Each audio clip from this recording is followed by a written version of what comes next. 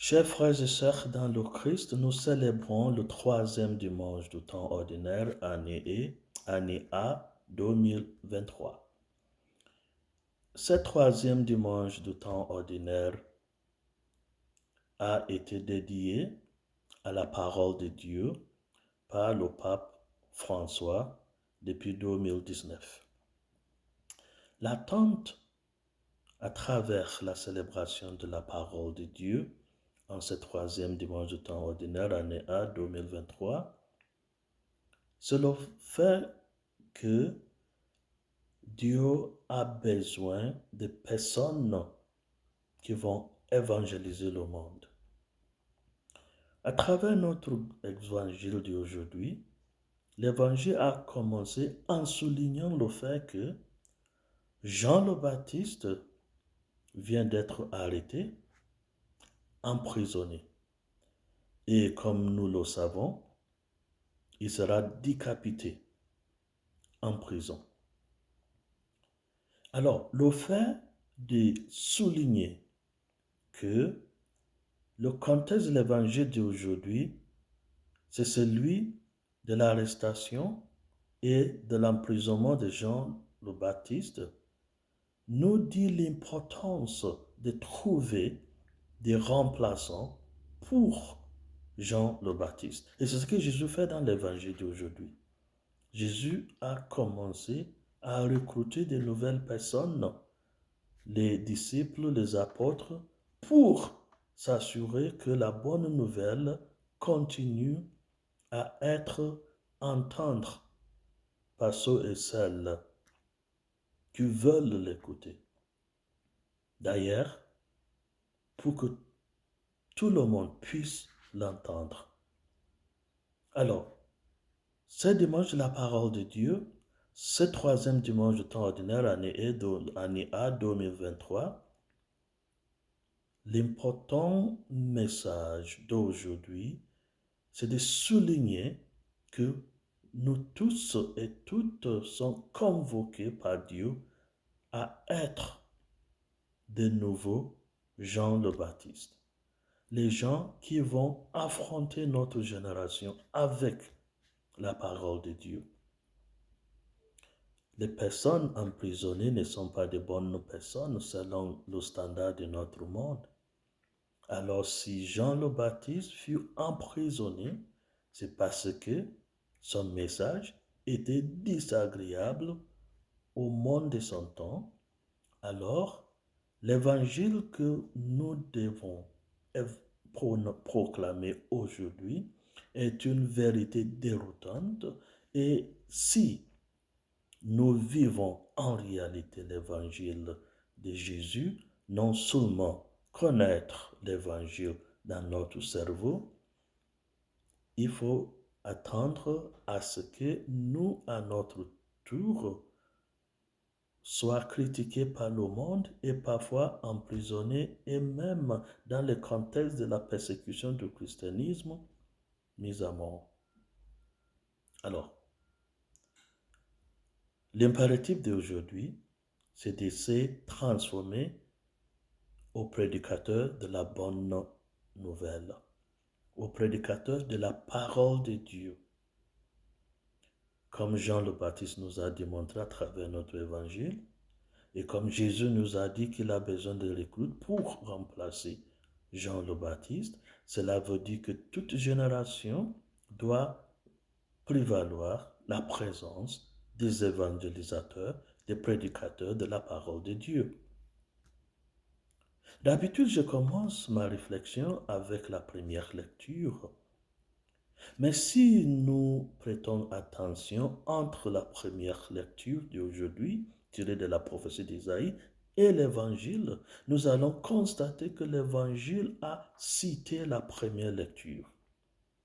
Quelque part, c'est la même lecture, la partie de la première lecture qui est citée dans l'évangile d'aujourd'hui, ce qui veut nous dire que la ténèbre dont témoigne la première lecture trouve la lumière à travers la présence de Jésus, à travers la présence de la bonne nouvelle. Et c'est ça le témoignage et l'accomplissement de la première lecture dans l'Évangile. Ça veut dire l'Évangile nous dit, pour renvoyer, éliminer le ténèbre, il faudrait la lumière de la bonne nouvelle, la lumière qui est Jésus le Christ lui-même.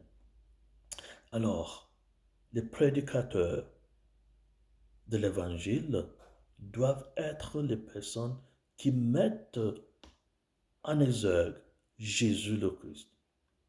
Il faudrait souligner l'importance de Jésus pour le monde d'aujourd'hui. Surtout, l'importance d'imiter Jésus, de vivre exactement comme Jésus. La lumière dont Jésus porte, ce n'est pas seulement à travers la parole. C'est la lumière de l'évangile vécu. C'est la lumière de l'imitation du Christ. C'est à travers notre vie que le monde sera éclairé, que la lumière du Christ va briller à travers le monde entier.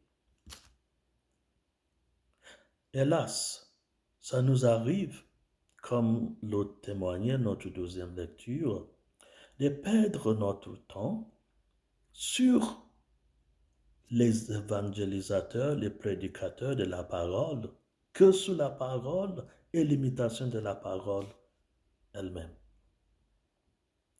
La deuxième lecture, tirée de la première lettre de Saint Paul aux Corinthiens, nous dit comment les gens ont oublié la bonne nouvelle pour célébrer les prédicateurs de la parole. Je suis pour Apollos, je suis pour Pierre, je suis pour Paul. La division dans la communauté chrétienne. Au lieu de valoriser la parole de Dieu, on valorise les prédicateurs de la parole, on divise le corps du Christ. Une question fondamentale que Paul nous a posée, c'est de savoir, est-ce que c'est Paul qui est décédé, qui est mort sur la croix pour ton péché? Est-ce que c'est Pierre? Est-ce que c'est Apollos? Et Paul nous a donné la réponse. Toute prédication qui n'est pas centrée sur le Christ, toute croyance chrétienne qui n'est pas basée sur l'exemple du Christ à travers notre propre vie est nulle. Alors la lumière du Christ, c'est à travers l'exemple de notre vie. C'est pourquoi nous a donné le témoignage de Jean le Baptiste. Il a prêché avec sa vie jusqu'à sa décapitation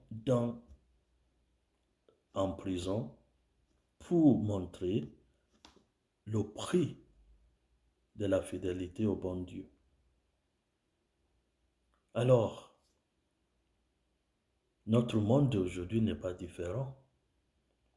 Même parmi les catholiques, parfois, nous entendons dire « Je suis pour le pape François, je suis contre le pape Benoît XVI.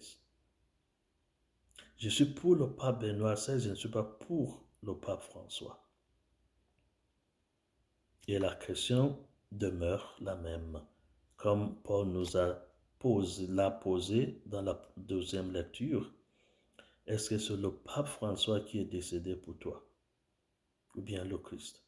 Est-ce que c'est le pape Benoît XVI qui est décédé pour toi sur la croix? Ou bien le Christ? L'évangile est unique. Dieu est unique. Nous ne pouvons pas permettre la division ou bien laisser les gens mettre à l'écart ce qui n'est pas important, la division, au lieu de souligner l'unicité de l'évangile et de notre Dieu. C'est de perdre son temps à se poser la question, qui est le pape le plus fidèle, le plus saint, qui est la paroissienne, le paroissien le plus saint. Ce n'est pas ça qui compte. Est-ce que ma vie elle-même témoigne que je suis et je vis comme le Christ? Voilà ce qui est plus important. Est-ce que je suis prêt, comme Jean le Baptiste, à donner ma vie pour la vérité de l'Évangile, d'affronter notre monde avec la vérité de l'Évangile? Voilà ce qui est important. Alors prions aujourd'hui, malgré les défis du monde, que le monde nous lance comme des chrétiens, comme des croyants, à ce que l'Esprit Saint puisse nous guider dans la vérité tout entière, à ce que nous menons notre vie de prédicateurs de l'Évangile aujourd'hui sans crainte, et afin de pouvoir gagner le royaume du ciel après notre vie terrestre. Et que Dieu Tout-Puissant nous bénisse, lui qui est Père, qui est Fils, qui est Esprit Saint. Amen.